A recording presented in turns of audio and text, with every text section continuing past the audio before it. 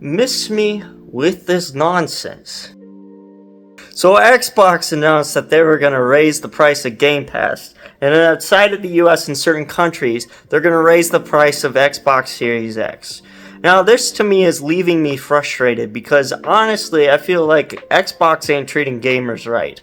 There is something particularly interesting that Phil Spencer said, something to do with, well, we don't compete with Nintendo, but the thing that we do is treat our customers like first-class citizens when it comes to Xbox.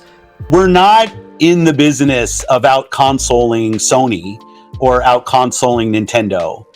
There isn't really a great solution or win for us. Our vision is that everybody who's on console has to feel like they have a great experience and they're a first-class citizen. They've invested a ton in our platform. But we are not in a position, and I see it out there, I see commentary that if you just build great games, everything would turn around. It's just not true. But as it turns out with Starfield, it supports 4K and 60 frames per second on everything except Xbox.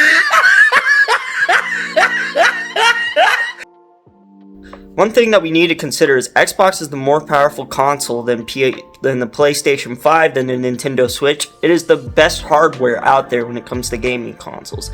And the fact that Starfield is capped at 30 frames per second, does not support 4K, is quite ridiculous and a slap in the face to gamers, in my opinion. And that may be a sign that it may have performance issues. I don't know. Because if they're capping it at 30 frames per second, then clearly they're having a harder time optimizing it for the system and its hardware. Now, tell me how this is okay. Tell me how this is acceptable. Why should people take this? Honestly, I feel like gamers need to be upset right now.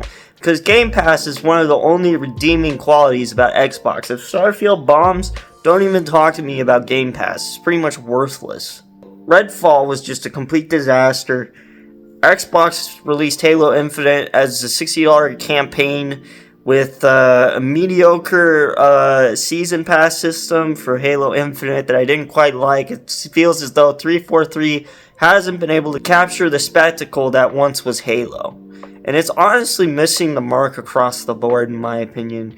But, you know, it is what it is. I can't really fix this. I mean, we can talk, but apparently this Phil Spencer guy just doesn't care. But we are not in a position, and I see it out there, I see commentary that if you just build great games, everything would turn around. It's just not true that if we go off and build great games, all of a sudden you're going to see console share shift in some dramatic way. We lost the worst generation to lose in the Xbox One generation, where everybody built their digital library of games.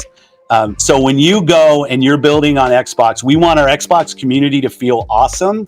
But this idea that if we just focused more on great games on our console, that somehow we're going to win the console race, I think doesn't really lay into the reality of most people. Like 90% of the people every year who walk into a retailer to buy a console are already a member of one of the three ecosystems. Honestly, I feel like you should step down from Xbox. We would all be better off. All would be better off. I feel like Sony players would be happier because they would get more games. The games would probably be higher quality because they need to compete with Xbox. I don't know what's going on. Competition makes better products. People are needing to push, companies push for more sales, right? That's just a fact. And the fact that Phil Spencer doesn't feel like these companies really need to compete or this isn't a competition really makes me feel like he's unfit for the business. And the crazy part is I say all this and I don't own a PS5.